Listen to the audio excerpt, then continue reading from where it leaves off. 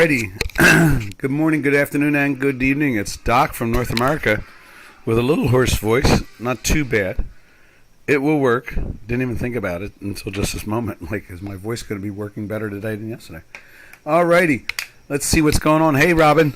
Let's see.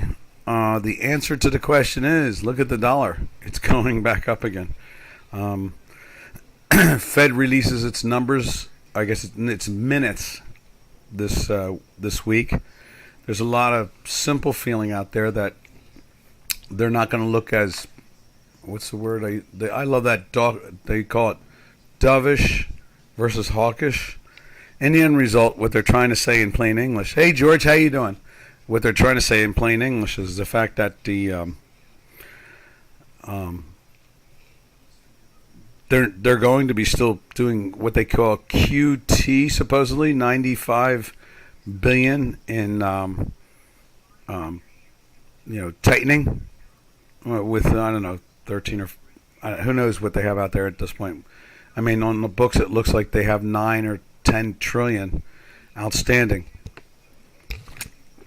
When you do 1 trillion, that is 1,000 billion. 1,000 billion? Yeah, 1,000 billion. So if they won't even do a round number of 100 billion. They'll do 95 billion.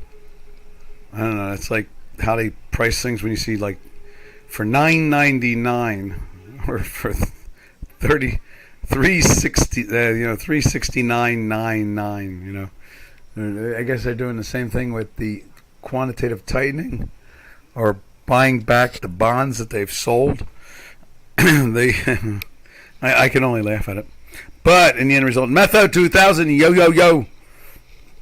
So, you can see the dollar is moving up a little bit this morning.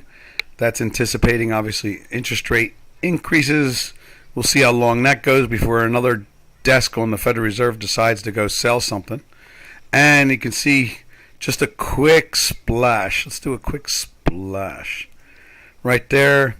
Let's show you the gold this morning. Gold was taking it on the chin. Was it down? Let's put it up on J4X too. Gold down about 18 points.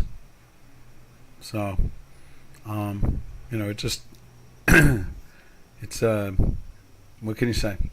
And silver's doing the same thing. After they go into buys and weekly buys, the Federal Reserve can't handle that. They no way in the world can they. We've talked about this last week. That I think we were talking about it and the mechanics of it all. How they just cannot allow gold to get any grip, any real firmness.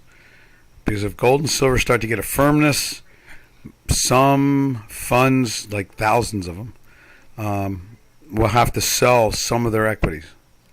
They won't be allowed by their financial manifesto. So that is really the pressure on the metals market. So, you see it, you hear it, but you shake your head. They can't dump gold for a long time. They're doing it. They're pushing it out the door. And, all the central banks put up with it. And there's not much else that can be said about it. Matter of fact, I think we put that gold ratio on it. Let's see if we can move this appearance. I had an idea. Format. Let's see what that does. There we go. Properties. Put it up on 1, and I don't see it. But I was, yeah, that's it. So, we've been in that buy since, down in here somewhere, down in the low 17s, mid 17s. So it got us to 18 and change. They're taking some profits. Federal Reserve's trying to slow it down, and they can do it because they can print the money to do it. I don't believe they're stopped. I don't believe QT even exists. I really don't. I mean, you can't audit the Fed. So if you can't audit them, if let's put it this way, if they were doing things like they say they're doing them, then why can't you audit the Fed? The Fed will not allow an audit. So they're hiding what they do, and that was a norm for the Fed since 1913 or 1914, since they created the Fed. And so I don't believe they're doing that.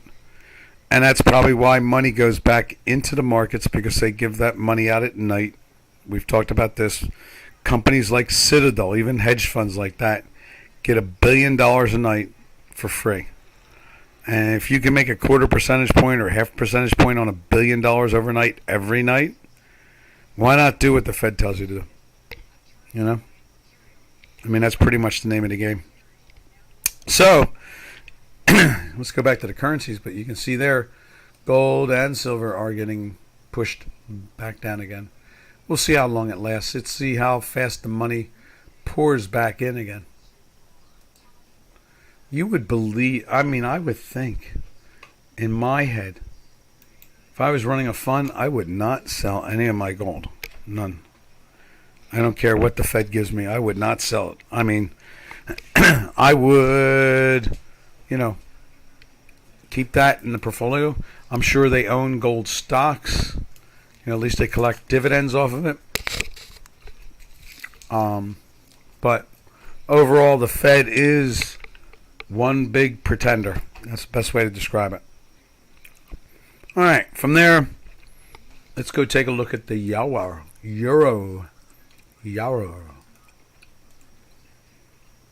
Not there.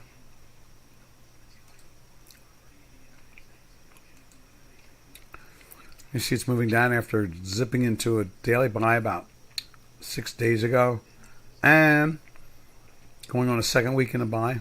We'll see. I don't. They ran up to that 50 percentile and stopped. I'm not convinced that anything is permanent when it comes to the products themselves. The euro and S&Ps and so forth. The Fed is going to fight like a nasty animal, like a cornered animal. They're going to fight for keeping stability. In other words, they're going to fight. That's what that whole thing is about gold, is keeping stability. They can't dump gold forever. I'll go with only because you use the word forever. But they can dump gold a long time. They could do it as long as they have power. And the question is, imagine a responsible government here in the States that stops spending more than they take in. Just something as simple as that. They take in more money every year than the year before. So why can't they spend at that same rate? If they spent at that same rate, we could slowly unwind the Federal Reserve altogether. Get rid of the Federal Reserve. And because it hasn't, I'll say this, the only way they got rid of, they created the Federal Reserve in a fantasy to believe that they could get rid of boom and bust cycles. And what happened 16 years after they created it? We had the Great Depression. Okay, and since then, we've had major recessions. And the only reason they don't turn into Great Depressions is because after the Great Depression, they created insurances that banks could not go bankrupt. Okay, and if they did go bankrupt, they paid their customers still the equity that they had in them. So the Great Depression mainly was a business disaster for a lack of lending, and that's where QE comes in. The Federal Reserve, under Mr. Bernanke, who got his PhD in a thesis about the Great Depression, and if they'd only done a quantitative easing, the Great Depression would have ended or almost not existed. And so that's what it all comes down to. Metho says, if they discover that, USA has no gold. No, there's gold there. That's why they stopped backing the dollar to gold. Because for those out there that are older, I guess you could say in their late 40s, maybe 50s, may remember Charles de Gaulle. Charles de Gaulle was the president of France. He was famous World War II, leader for the resistance against the Germans, and people were starting to convert gold. They were starting to convert dollars to gold more than normal, and the U.S. Treasury had a ceiling. They said that if we get up to this point, we want to stop backing the dollar with gold. Arthur Burns was the Federal Reserve chairman at the time. Richard Nixon was the president. And Charles de Gaulle said he was sending a battleship to New York to collect their gold. And he was going to convert something back then, and this was in 67, 68, I guess 69. Because Nixon got elected in 68, so it must have been 69. Decided, okay, if the gold takes that amount of gold, we'll be under our limit. And so he disconnected the dollar gold standard. And de Gaulle never sent the battleship to New York Harbor to get it. Now, the British at the time were working with the U.S. about that. And so they saw that this was coming, and they gave a warning to Nixon and to Arthur Burns, and they disconnected the dollar to gold. And the next thing you know, Fort Knox is now safe. It has the largest, reserve of gold in the world. I think the United States has something like almost 50% of all world gold. So no, it's there. I have no doubt. And they do it all the time. They do audits. They send in people. They do it almost every presidency sends in somebody. Sends in an organization to do the audit, and they confirm it. So it's there. Because the process was very clear. They halted dollar conversion to stop the run of gold. And they had a limit. They had a limit set. I guess they created the limit under Eisenhower back in the 50s. And they said, people were starting to convert their dollars to gold. And we're losing our reserves, and if it ever reaches this limit, it was like around 50% of the world known gold, we're going to halt delivery. And so that's how it played out. So let me think. From there, we're going to see obviously the dollar and all the rest of the paper. Well, we did think about it this way, Metho. Think of it this way.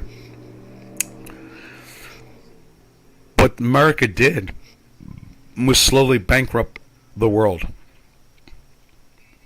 And then the icing on the cake was they allowed the collateralized debt obligation disaster to implode. When George Bush, the son, was president, there were YouTubes out there. He was complaining about it. He was saying that the Congress has to stop the CDOs. This was in 2004 and 2005. For a long while, the YouTube in Canada still had it. I can't find it anymore. It's gone. And he was warning. He was asking the Democrats to stop this stuff. And they got crazier. And Barney Frank, the leading Democrat, to keep on pushing it, was live on CNBC with Maria Bartiromo during the crashing of the CDO market that day, and he was literally in tears saying, I thought I was doing right, as a Democrat, to, give away free money to anybody who wanted to buy a house, even if they couldn't pay it back. He said all kinds of things like that. And to legalize these CDOs, collateralized debt obligations, and for a lot of you here that created quantitative easing, that's what instigated. That's the reason we have quantitative easing, from the Cdo crash. Matter of fact, I wonder what it says when we Google it. Let's see what it says. This is interesting. Cdo crash.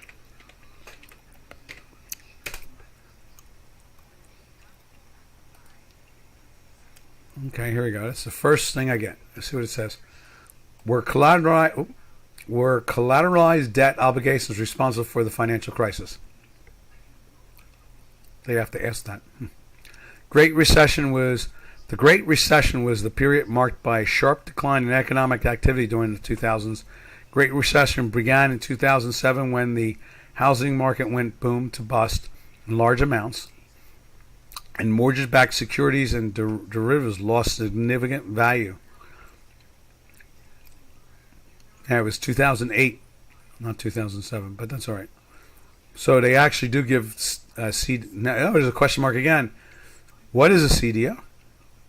A collateralized debt obligation is a type of financial instrument pays investors from a pool of revenue-generated sources. One way to imagine a CDO is a box in which, they make it in which monthly payments are made from multiple mortgages. Now they're leaving something out here. It usually divided into three. They're leaving it out. Okay. All right. So what a CDO did is they took a multi-million-dollar loan or $1 million mortgage and packaged it as a bond with a $100,000 mortgage. They did them in tranches. That's, at least they said threes. So in other words, 30% of the bond was, very expensive homes. 30% were medium-priced homes, like $300,000-$400,000, 5,000-6,000 versus 7, 8, 9, 100,000. They would be like, 400,000, 500, 600,000, and then they took, $100,000 loans and $150,000 loans, and all, and they broke them in three tranches, and that's what it was. And they guaranteed it. The U.S. government guaranteed them through FHA and Fannie Mae and Sallie Mae, not Sallie Mae,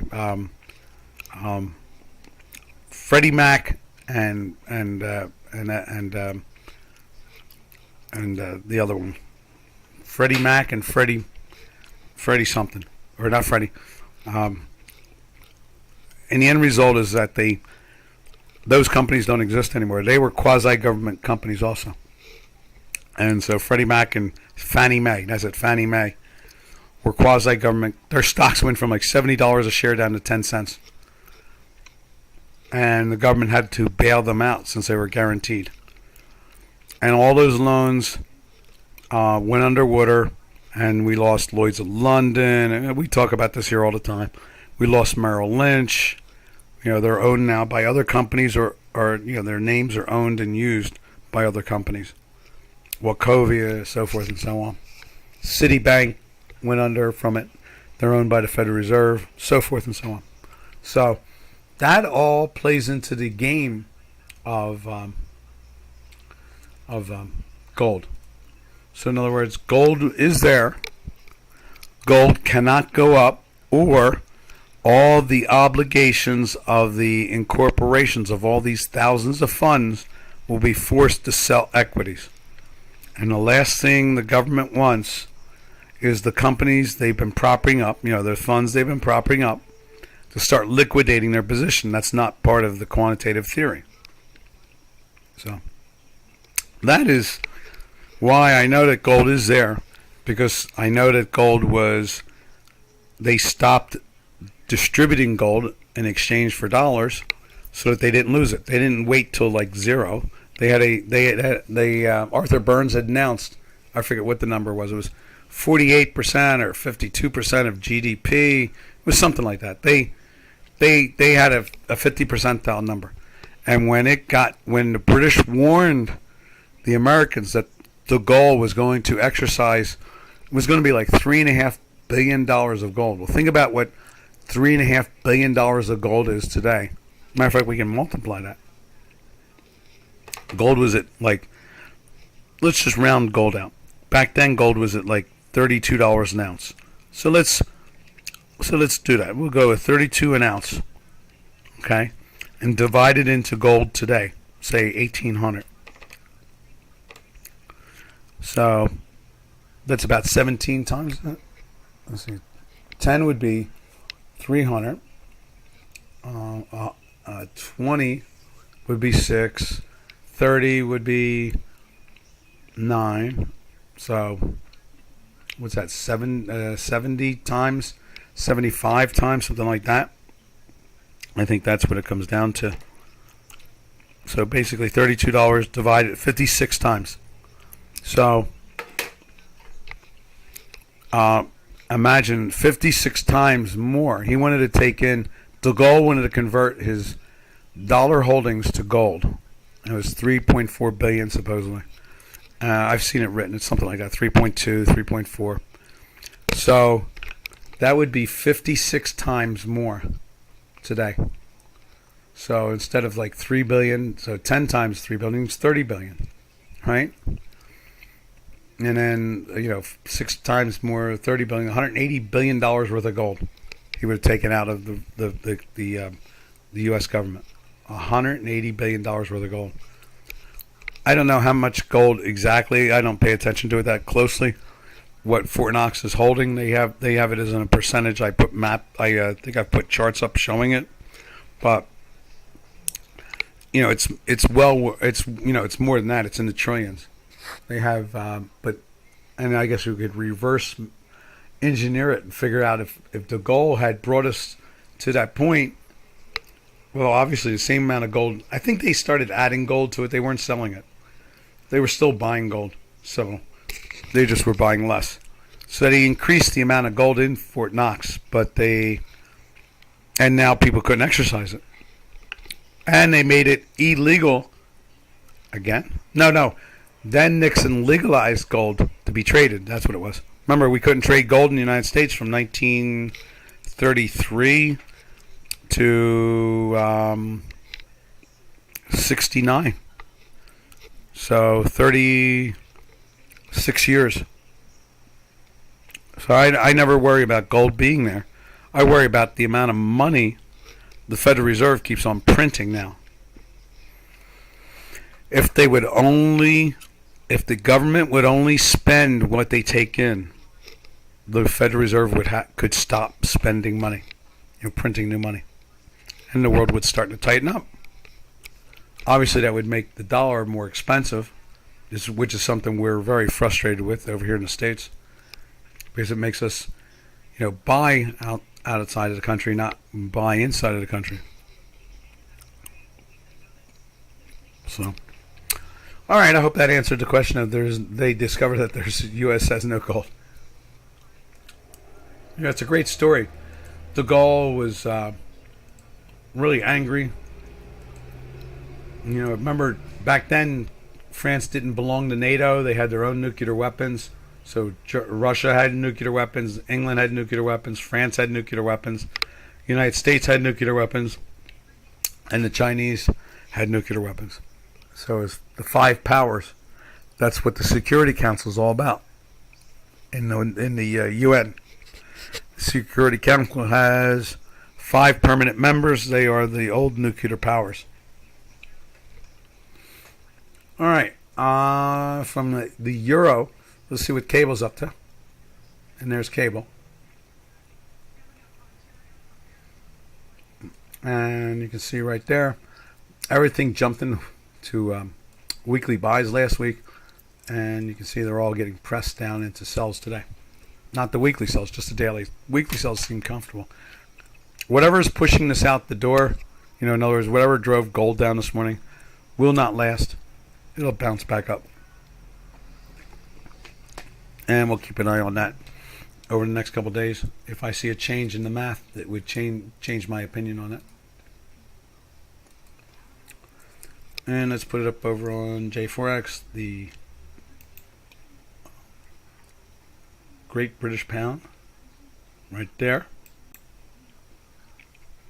You see the pressure on that, same thing, doing the lines heading south. All right, from there,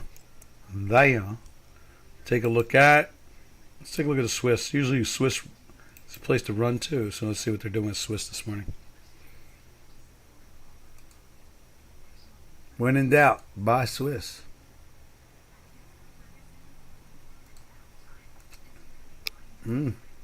Feeling the pressure a little bit too. And who knows why the gold is going down? The Federal Reserve could be pushing it down themselves so they can buy more. Or I'm sure they have some type of madness in their heads. Some idea what they want, how they want things to play out. And one thing is for sure, they do not want, they have no interest whatsoever in watching gold go to all-time highs, because that puts pressure on funds to sell equities. I mean, they don't give Citadel $1 billion a night and dozens of other hedge funds $1 billion a night for free to not prop up night trading and stocks. I mean, they do it because they want it to be propped up from them, from the private sector, so forth and so on. All right, let's see what Turkish Lira is looking like this morning.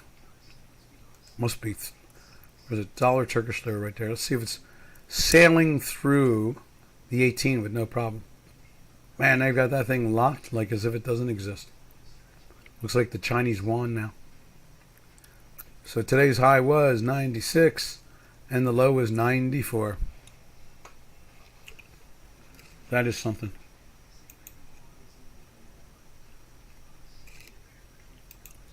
There it is there again. You can see greens. We are in a buy for a few days there. There it is. And let's go to the real one now, and that is the Euro Turkish Lira. You see the pressure on that. That's interesting.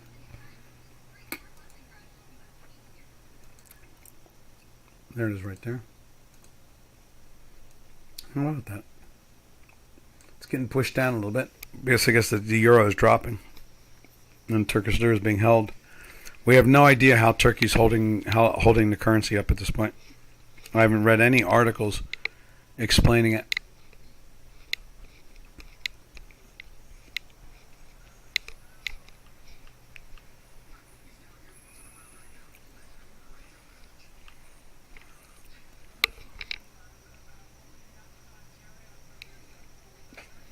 All right, and you can see there just that little weakness right there, same as we see right there.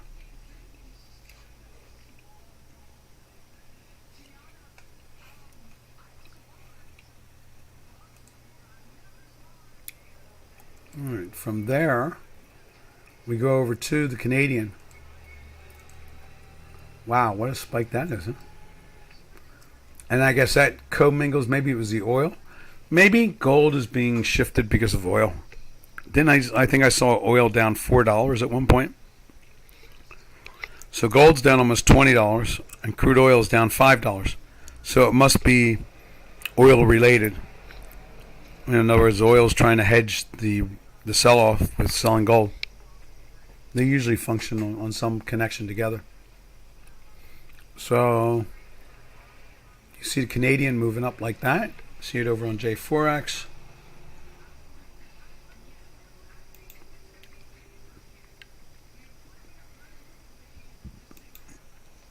There we go.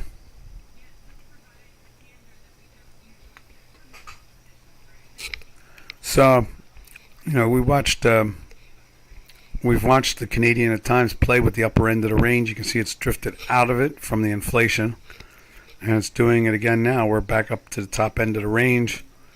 And what else can we say about that?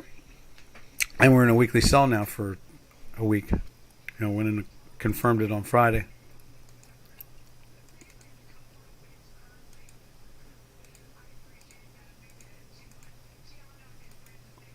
There we go. And let's put the buy back in there.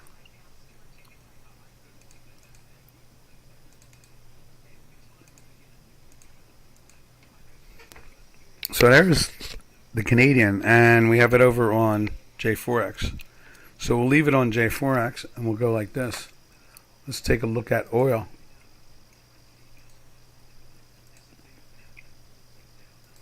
And there's oil. You see the pressure on that product.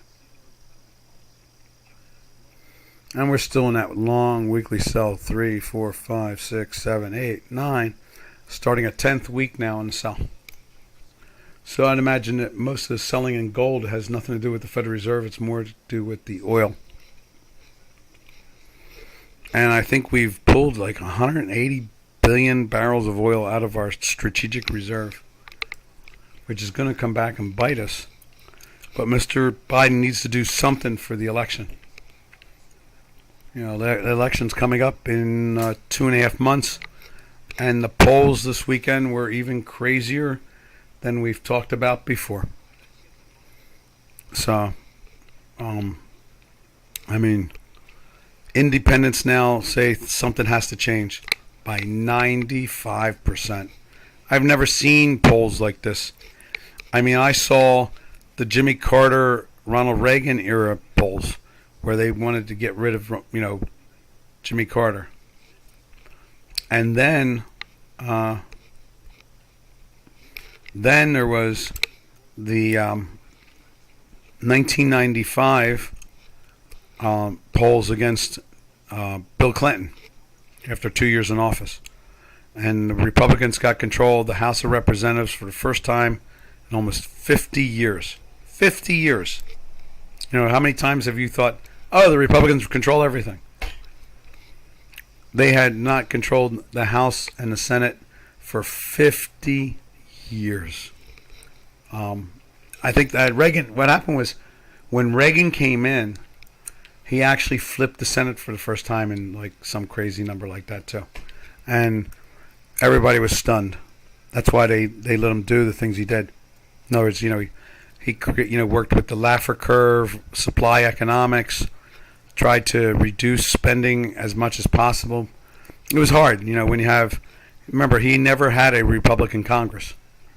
He had a Republican Senate for a short period of time, but nothing else. So when you always hear those stories how Republicans have always had power, I've never seen polls like this compared to those 2 points where there was a change dramatically. Our polls now are so wild, saying that the Democrats are going to get it wiped out so dramatically. We may have a supermajority for the first time since 1871. Not 1971. 1871. Gold locks with stagflation. Yeah. Gold has to find a way.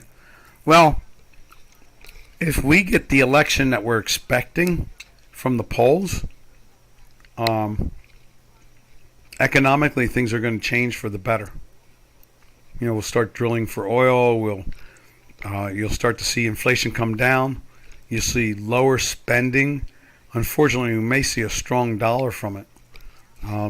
But maybe, remember, the old saying they used to say for many, many decades, when America catches a cold, the world sneezes.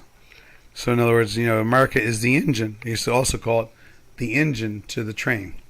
So if a very healthy America is back in shape again, like under the Reagan year, under the Trump years, then what will happen is the world will feel that, and the companies in Europe will start to do better. Companies in Africa and South Asia and South America. We'll see some growth, good growth. All right, from there we go over to the South African Rand.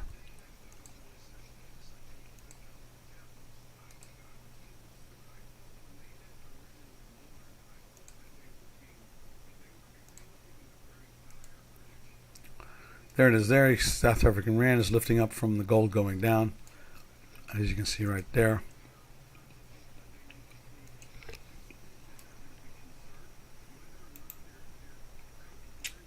Right there's the South African Rand. It's trying to bounce up just like we're seeing on Chicago come out.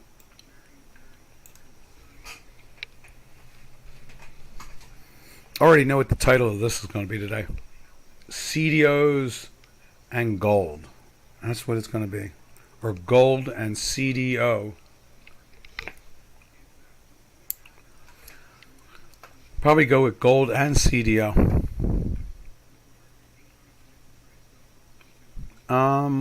From there, you see South African Rand perking up, as I said. Let's jump over to the Japanese yen.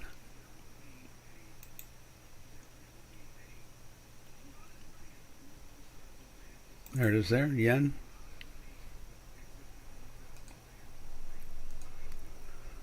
Kind of stalled. We'll see. I thought that was very impressive. We got that daily sell here at the highs, the 30-year highs, and it took a while to get into the weekly.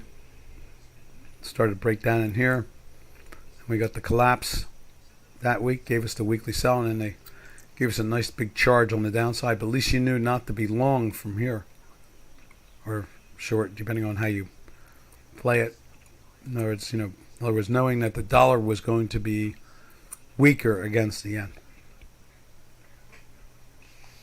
How'd you like that explanation of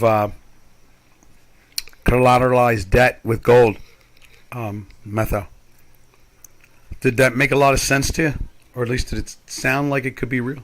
It was. It is real. Matter of fact, I have an article from the Federal Reserve about it from decades ago.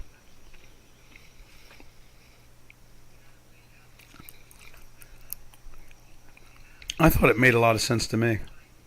I don't think I've talked about it in that form on the webinars here.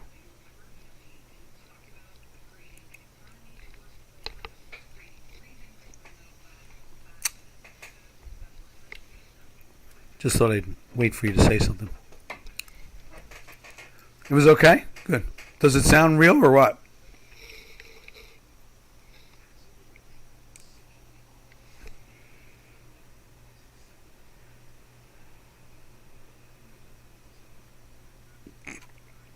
It was very explanatory, right?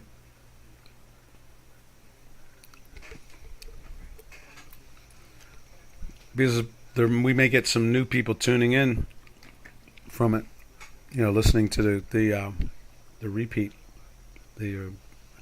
watching YouTube again. All right. Should I say anything else about that, or is that good? I'm going to go over. Let's see. I have to read about it. Okay, that's fine. I guess I made it clear enough that it makes sense to try to read about it. That's all that's all I ever ask, I mean, I always set out ideas out there, and I try to give information that gives you an opportunity to hunt down information about those things. I wonder what happens if we Google Charles de Gaulle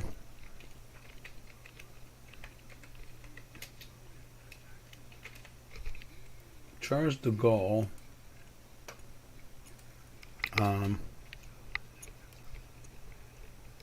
What do they call that when you take exchanging dollars for gold?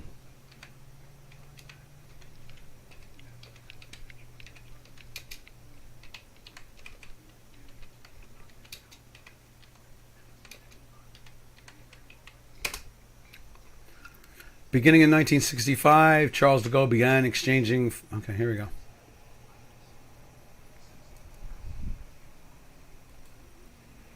Beginning in 65, the gold exchange began changing dollar reserve to gold. This was de Gaulle's attempt to punish the British, as he believed their economic policies were also being unduly influenced by the U.S.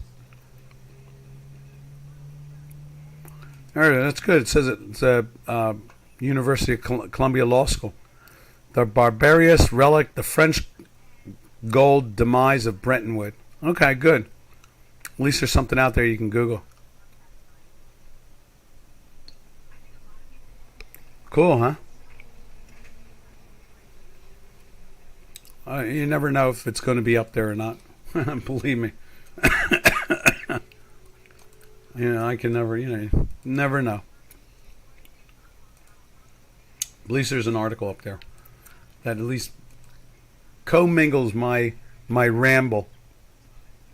Oh, I bet it's in. I'm sure it's in other languages. Okay, but at least we know it's up there for you to hunt down. I mean, you can see it and so forth. All right, thank you, Metho, for chiming in. I appreciate that. It helps. All right, from there, let's take a look at the last one. Let's go to south of the border and check out the Mexican peso.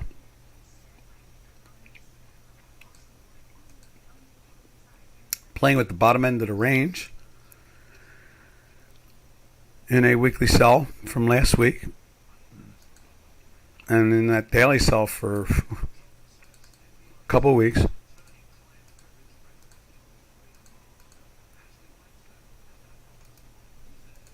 There we go.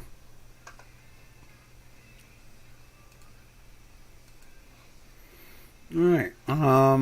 Nothing more to be said. I guess the inflation numbers probably will give pressure on all currencies to mess with the range.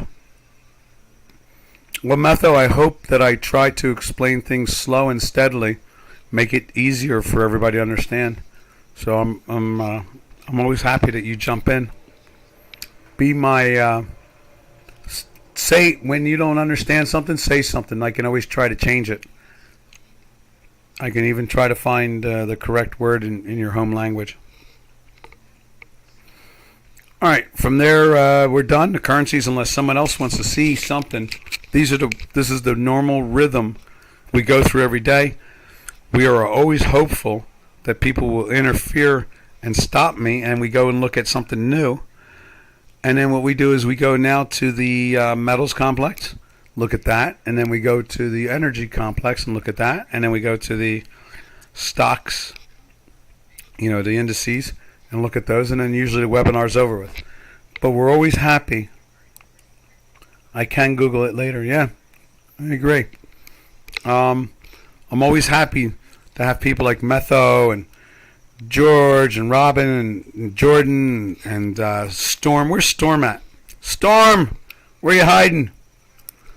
And everybody jumps in and keeps me organized, keeps me staying on track to all the interesting things I like to talk about the markets, what makes the markets move. In this case here, there's no doubt that the Federal Reserve is coming to a point where the country is getting ready to throw out all the politicians they can that have been, say, supporting this crazy spending for the last 2 years. So we'll see. Storm has a free day, yeah. Long weekend. It's a 3-day weekend for Storm. Hooray. I want one of those too. Good for Storm, I agree. All right, let's go over to gold. We saw it already. Gold is right there, showing the pressure of oil. Probably we'll put oil up on J4X just to emphasize that one more time. There's Brent, and Brent is almost up to 100 on Friday. Now it's playing with the 94s, 93s, not 94s. 93. I'm going for 92 now. Let me think. What else can we say about that? Let's show you what silver's looking like. Obviously, silver's just a casualty of gold. Same situation, driving it down again. And it's been in a buy for a couple of weeks. Hasn't gone too far since it got in there, but it was nice just to see it get going, you know. We really shake our heads at this whole thing, this whole financial universe of on planet Earth, you know, the whole global situation. You know, the printing of money, the lost, losing the art of price discovery from free markets, companies that are being run by people who bankrupt them before, and the government is propping them up, and they're not growing any better, and they wouldn't survive if the government wasn't propping them up. So Doc has a lot of complaints. You know, they've really disturbed the natural order of things.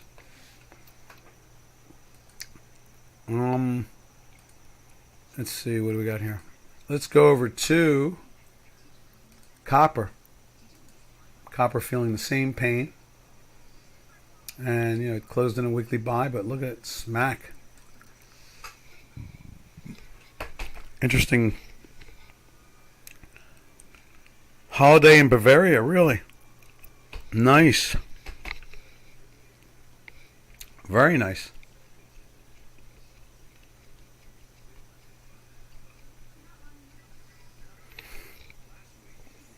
Good time of the year to be in Bavaria. I heard, what did I hear? I saw something. Let me mention that. I just saw something this morning before the webinar about, where is it at? It was, I don't think it was in Bavaria. I'm not sure where it was in Germany, but people were picketing. German officials warn of draconian energy regulations, extremists fueling mass protests and riots. It's on Zero Hedge.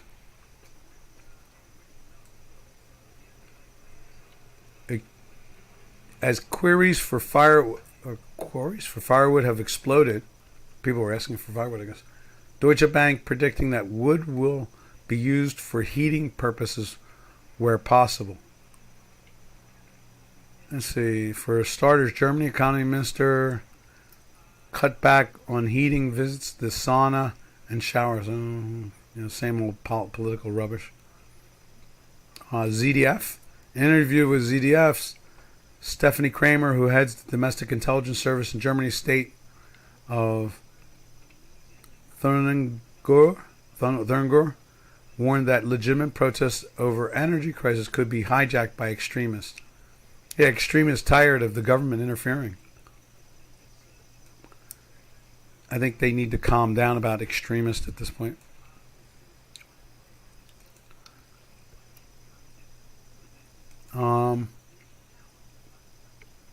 As you can see here, copper moving down. Let's see what platinum's doing. Platinum, I thought it was kind of fun. Platinum was 3 weeks in a buy on Friday. 3 weeks? No, 4 weeks. Now it's 4 weeks. Then they knocked it down a little bit, but it was making a run towards the 1,000 point, where we went into the weekly buy at 875 and went up to 975. And so the pressure has been very fascinating. How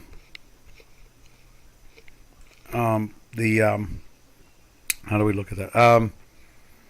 At this point, you know, the metals complex, I think, will bounce. I really don't think it's going to stay down. I think this is all because of oil. And then let's go over to the energies.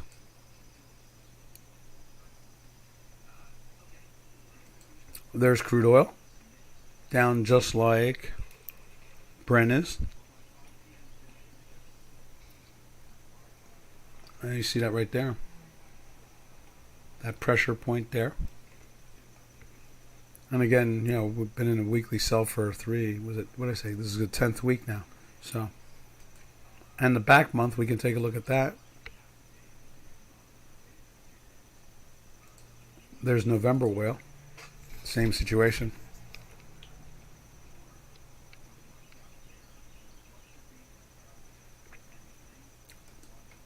And then from there we'll go to natural gas. Natural gas was up this morning. Now it's playing with the sell.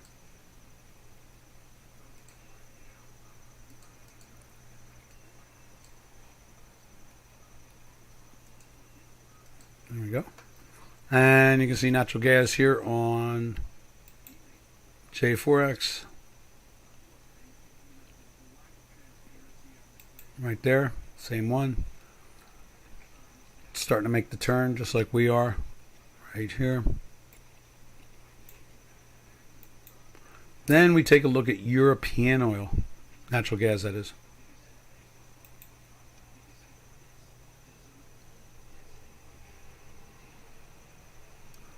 In euros. Ooh, that hurts. It's jumped from 27, mid 27s on Friday to 28, high 28s. That pressure is going to keep on building. It's unfortunate. After the U.S. election, there is a potential to have a major change in the energy problems in the world. So we'll see. November elections are going to be very, very important. Because if they get that super majority, they can start producing oil and shipping natural gas outside the United States. Mr. Biden will not be able to stop it. So we're going to keep good, close tabs. And if we see a change in the politics, we'll let everybody know. But at this point in time, it looks like a super majority has the potential to happen. First time in 150 some odd years.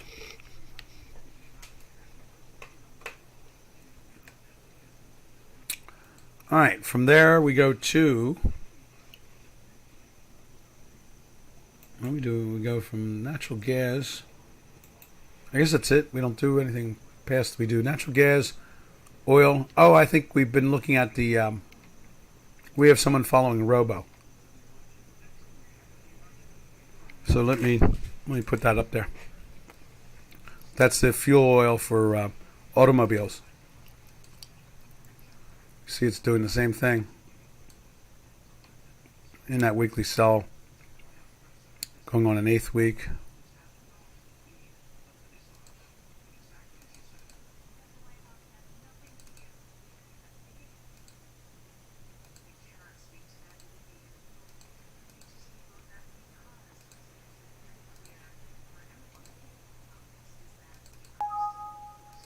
And heating oil. Let's take a look at heating oil too.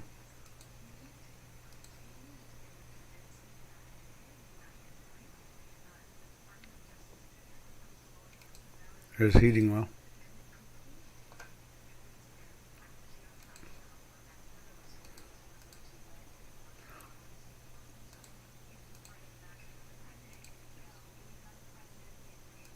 Right there.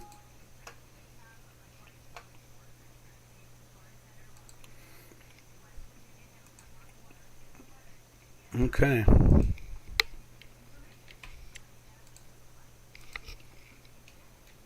So you can see everything is falling.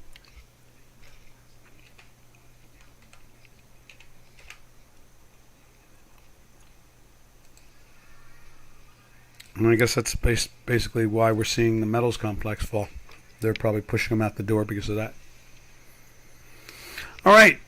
From there, we'll go over to, let's see, we saw energies. So what we'll do now is we'll take a look at the stock indices and see what's going on there this morning. Here is the number one stock index in the world, the S&P 5. Oh, what do we got here? Maybe in 7 minutes everything changes.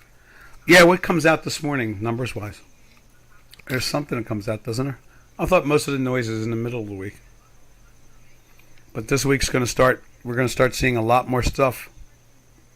So you can see here, the S&Ps are above what we thought would be the top end of its range. Let's just tighten it up a little bit.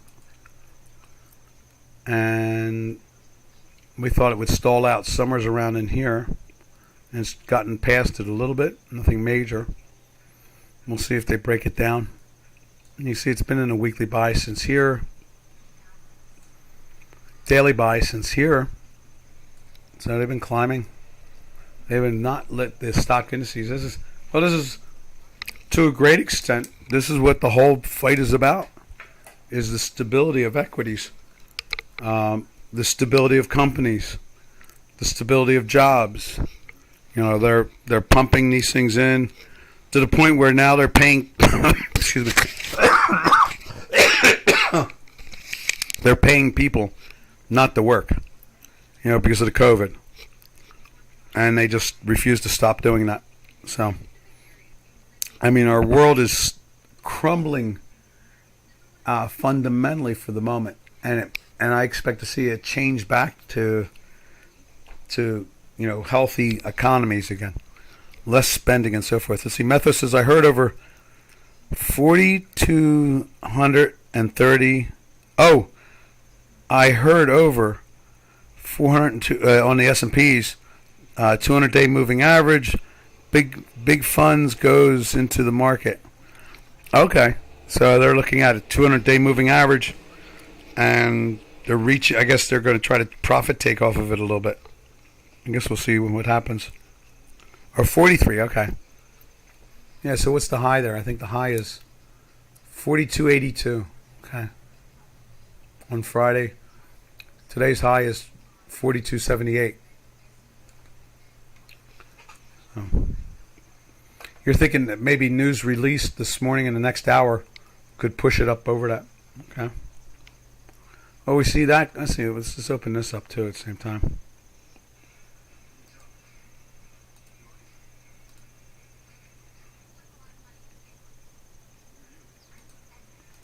Let's show you the intraday.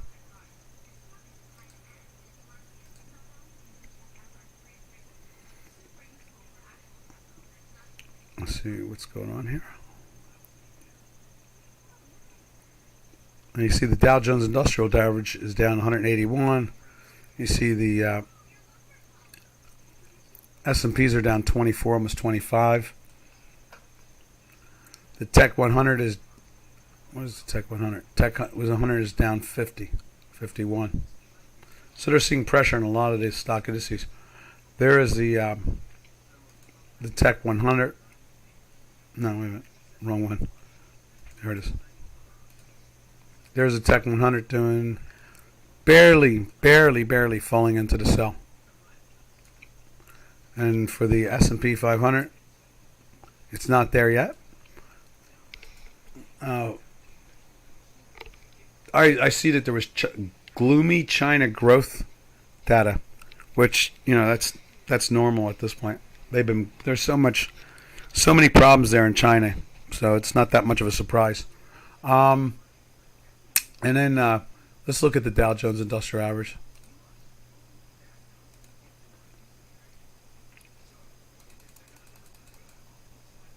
Let's see. Let's double check that.